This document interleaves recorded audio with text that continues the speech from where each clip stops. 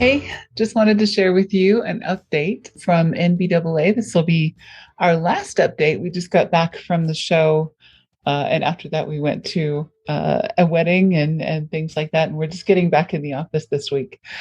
We really enjoyed NBAA this year, partly because it's just been so long since we've seen a lot of the folks that we love to network with in the aviation industry, and it was a really good time. I already shared last week a video about the indoor display at the convention center, the Las Vegas Convention Center, which was in the new building, which was very shiny and fabulous and high tech and all that stuff. Great experience with that. The other thing that we went to was the static display in Henderson at the executive airport in Henderson, Nevada. So they had a unique challenge this year, and my hat's off to the NBAA people because they had several problems. Actually, they had two big problems. One of which is that there's a really low inventory of aircraft for sale this year. So, none of the brokers have inventory to sell. And you can find out more about the fact that, the market just happens to be such that there's a really low inventory of business jets for sale, either through manufacturers or through resales. On Gene Clow's reports, Great Circle Aircraft, gcaircraft.com, or on the JetBrokers site, they do some really nice comparisons of the market and things like that. So you can find out more about the fact that we have a super low inventory, but it is a problem for the NBAA people. The other thing is that it was just a smaller show. A lot of people are uncertain about travel. There were, airline backups and other things causing people to not want to travel. Some people are uncertain about the COVID situation, the vaccination situation, the mask situation, all of that just adds uncertainty. And if you know anything about marketing or anything about events, every factor that adds to the uncertainty of an event makes it that much harder to get people in the door and to make it a really well attended, great event.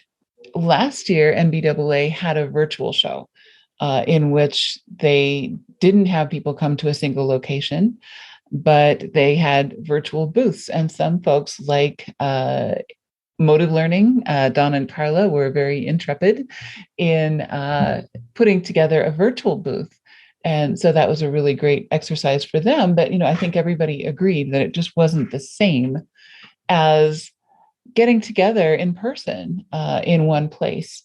So to their credit, NBAA decided to have an event in spite of all these challenges, and they had a static display in spite of all these challenges. In past years, like 2019, 2018, 2017, there have been so many aircraft at the static display that and so many people that it's almost hard to see everything in one day, because a lot of people spend 2 days at the indoor and one day at the outdoor, or, something along those lines. It was really hard to get to see everything you wanted to see in one day because they had tons of aircraft and they were just wingtip to wingtip. In fact, they were puzzled in there like sardines.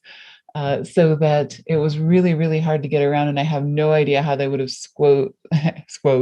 how they would have managed to fit in any more aircraft into some of the static displays that we've seen in past years. So this was not that year.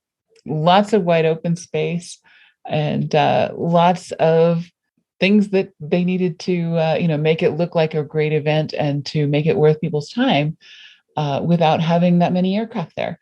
So what did they do? What they did is they invited some historic and notable aircraft. So one of the aircraft that you could see at the static display was Robert deLaurentis's Citizen of the World.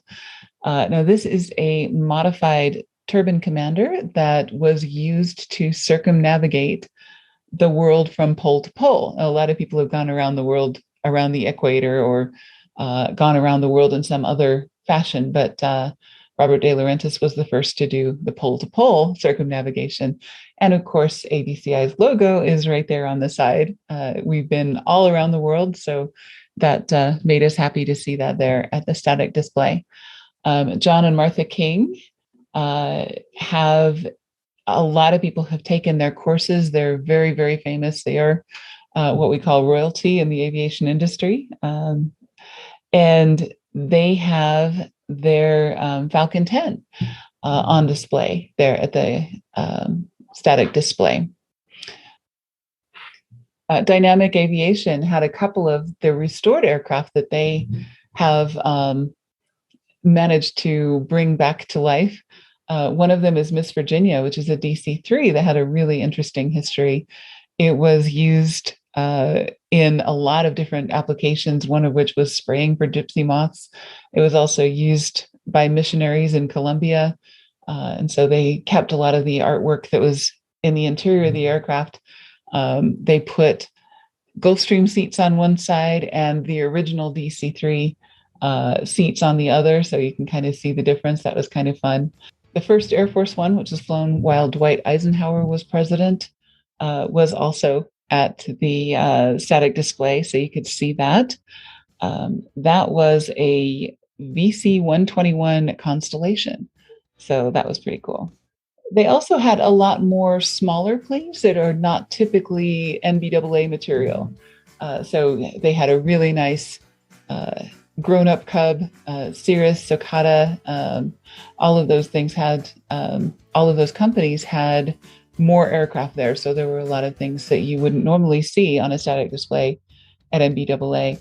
They also had more and bigger buildings, like the owner single pilot pavilion, where they were doing different workshops for owners and single pilots, which was very thoughtful and things like that. So they had ways of making it look like it was more full than it probably would have been otherwise. I know somebody put a lot of time and effort into planning this out and making it work and making it feel like, we're back to normal in a world that is definitely not back to normal. But, it was definitely a valiant effort on the part of NBAA. And I think they did a really nice job of putting together the static display. So I hope you enjoyed the pictures, and I hope you have some inspiration maybe for if you have an event that you just can't get to come together.